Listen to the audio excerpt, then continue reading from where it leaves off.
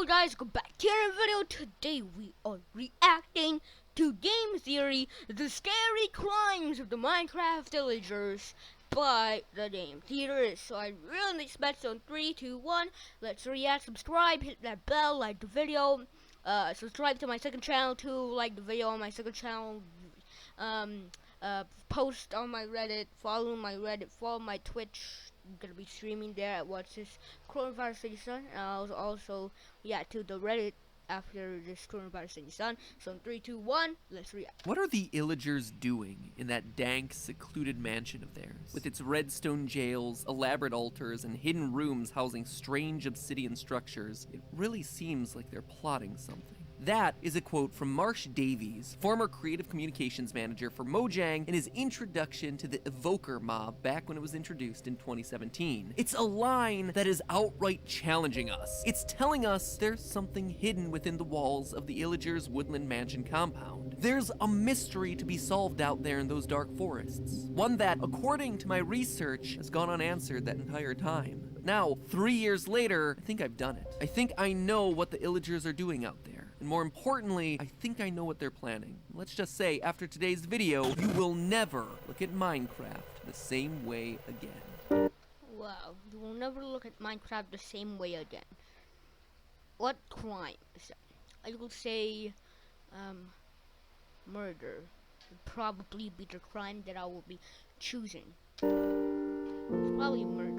Please don't panic, buy. Hello Internet, welcome to Game Theory, the most bingeable show on YouTube for all those times when you find yourself inexplicably stuck inside with nothing else to do. Speaking of bingeable content, over the last year we've been mining for nuggets of lore to craft together a massive overarching theory on the story of Minecraft. I'll link to all those theories right there in the upper right hand corner of the screen. I recommend starting with our analysis of the Enderman, as well as this one covering the origins of the drowned civilization. Here's the thing though, up until this point, you as the viewer, and quite honestly me too, have been uncertain what, if anything, has actually been planned by the Mojang team working on Minecraft. I mean, don't get me wrong, I think we have done some incredible work piecing together a lore for this game, from the Endermen being the lost builders, to the drowned being a civilization running away from a massive flood. The proof has been there in the gameplay, and yet the question has remained, how much of this lore was intended versus how much of it was just me theory crafting by putting together random details to make a coherent story? Today, though, is different. I started this episode with that quote from Marsh Davies for a reason. It shows that the developers intended some hidden lore to exist around the woodland mansions. The Illagers do indeed have something up those oversized sleeves of theirs. This time, it's not just us overanalyzing things like we normally do, it's us piecing together clues to solve a secret that has remained hidden in this game for years. And maybe it's been for a good reason.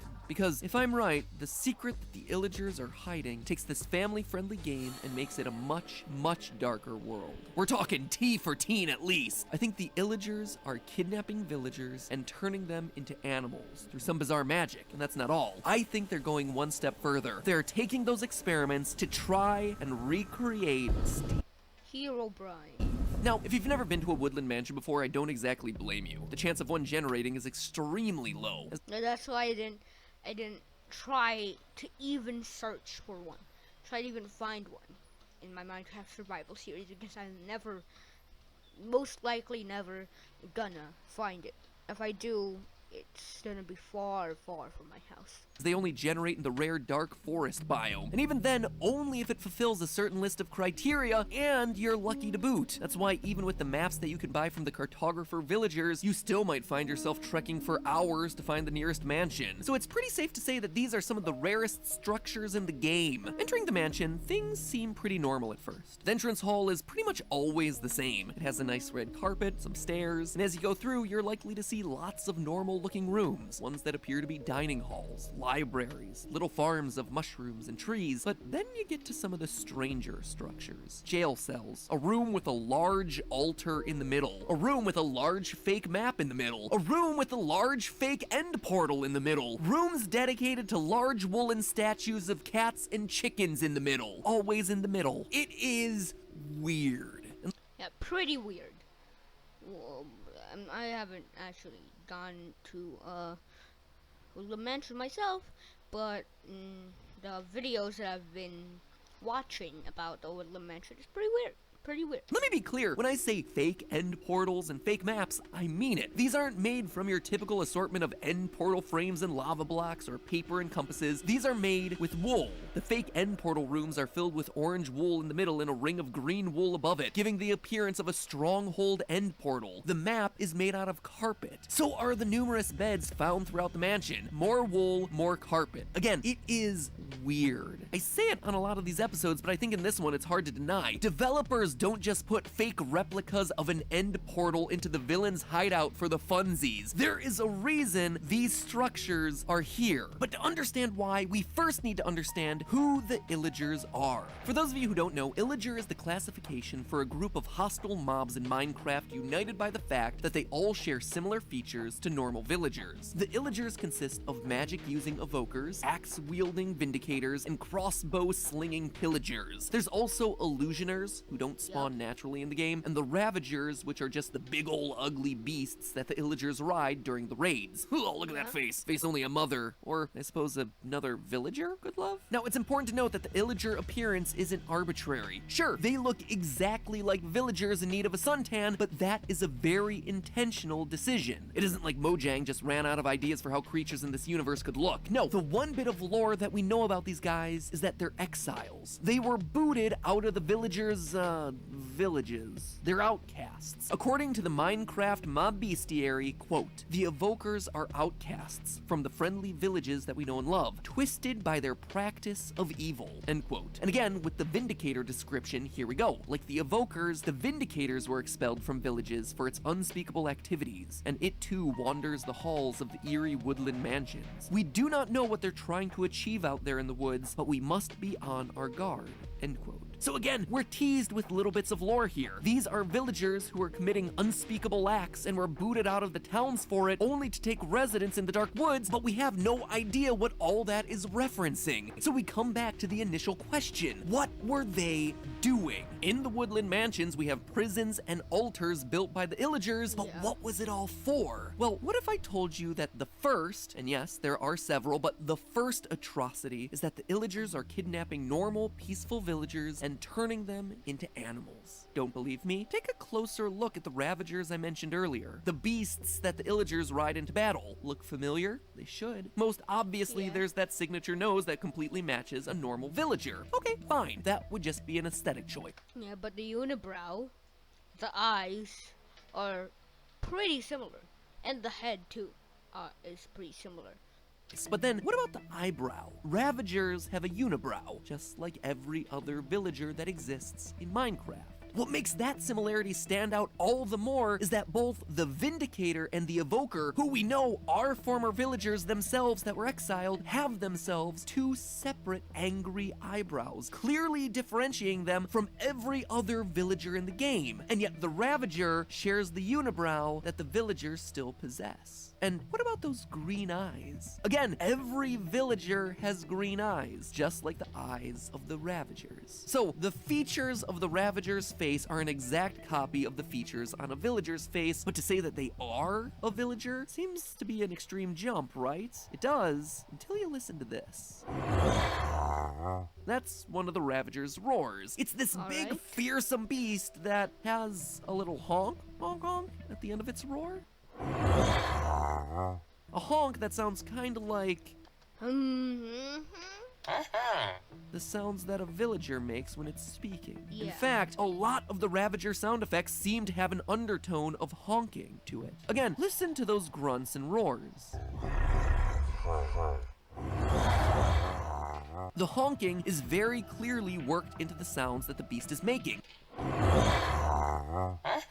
suggesting that, along with the visuals, this was once an actual villager. But to me, the biggest piece of evidence doesn't come from the game itself, but rather from a tweet sent by Jeb, Chief Creative Officer for Minecraft. What? Jeb?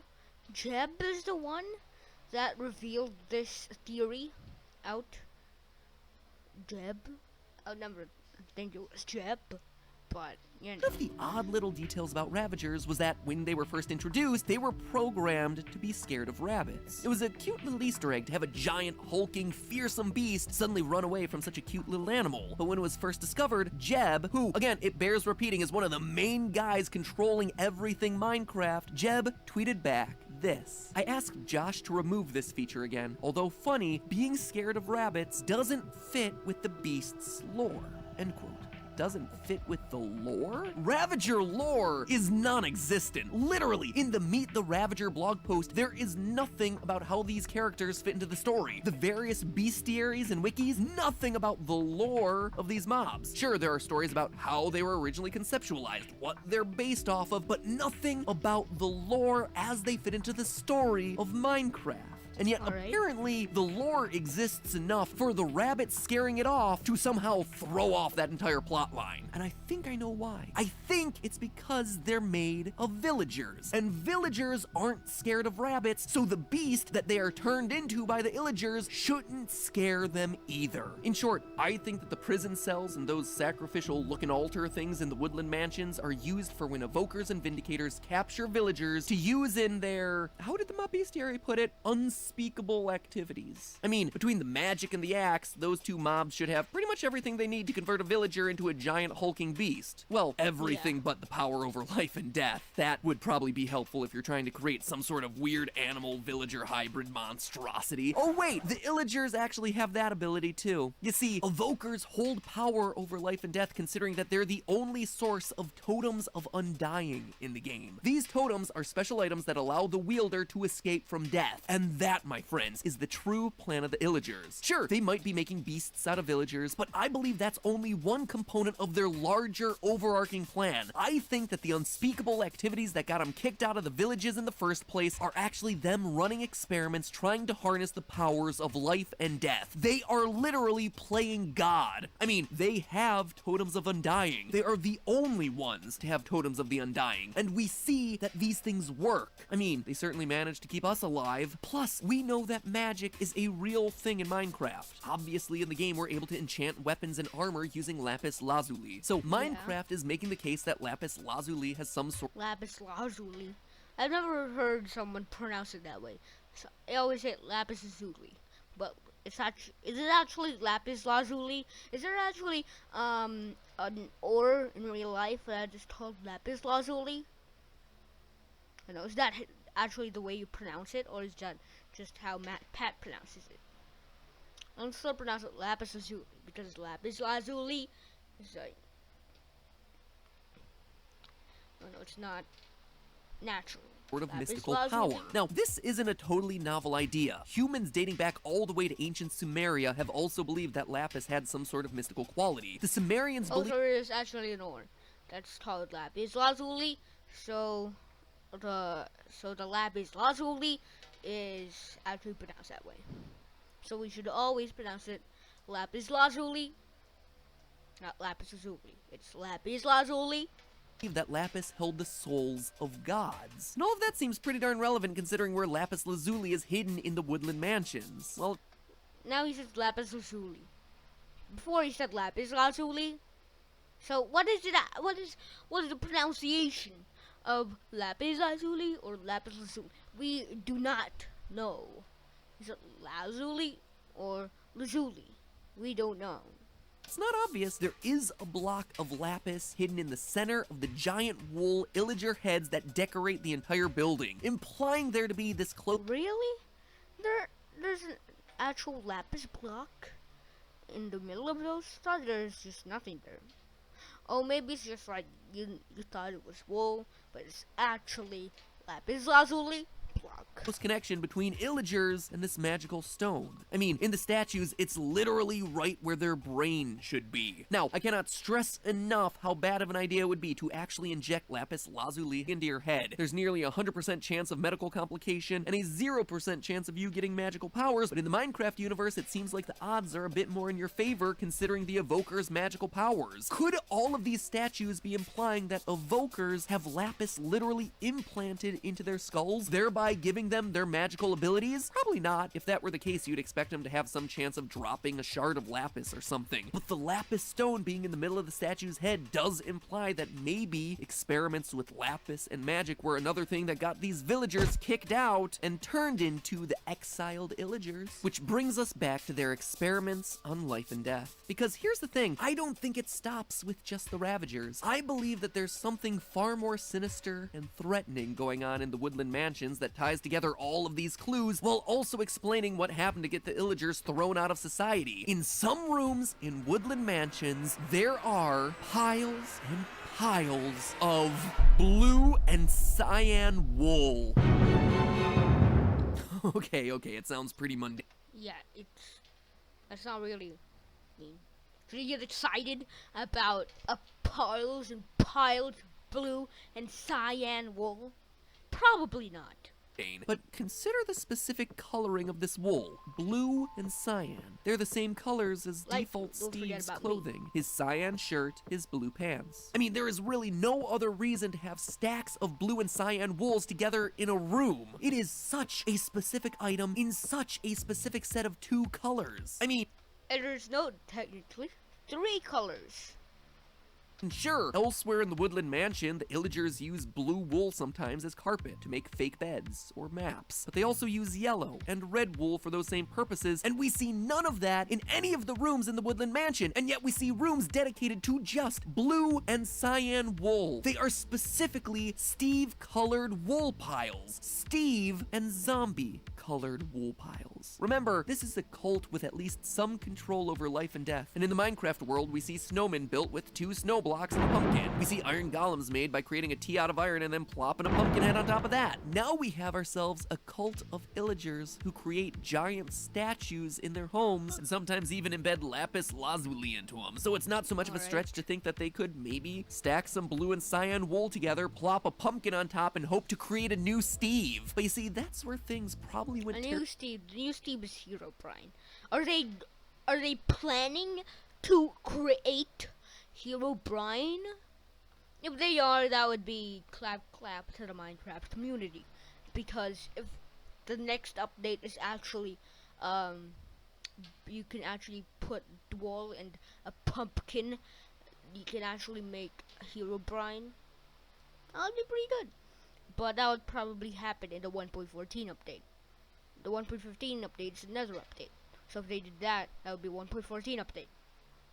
So it's unlikely that it'll ever actually be a Herobrine, but they can dream about it. Terribly wrong. An evoker using a totem of the undying must have tried to make this lump of wool come to life, only to create something twisted and something hungry. The first zombie. As the first zombies came out and started biting villagers, it's probably no surprise that the weird cultists who created it got booted from society and ended up settling huge distances away in dark and mysterious woodland mansions where they could continue their experiments in private. And now, those same cultists live in harmony with their creations. The Illagers now share their mansions with creepers and skeletons, and of course, their own zombified creations, be they built from wool and skeletons, be they built from wool and dead bodies. So now we know why the Illagers exist, what makes them fundamentally different from their villager cousins, and why the 2 populations separated to begin with. Their big evil plot that's been alluded to by the development team since their inclusion in the game is to create their own life, create their own version of Steve using a combination of wool and magic.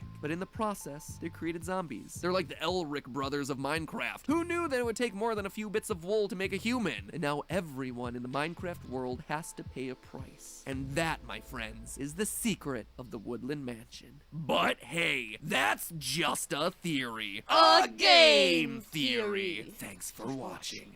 So yeah, guys, thanks for watching. Subscribe, like the video, subscribe to my second channel, click that little bell on my second channel and my main channel, follow my Twitch, post on my Reddit, follow my Reddit. So yeah, guys, it's Russian, of course, peace. Peace.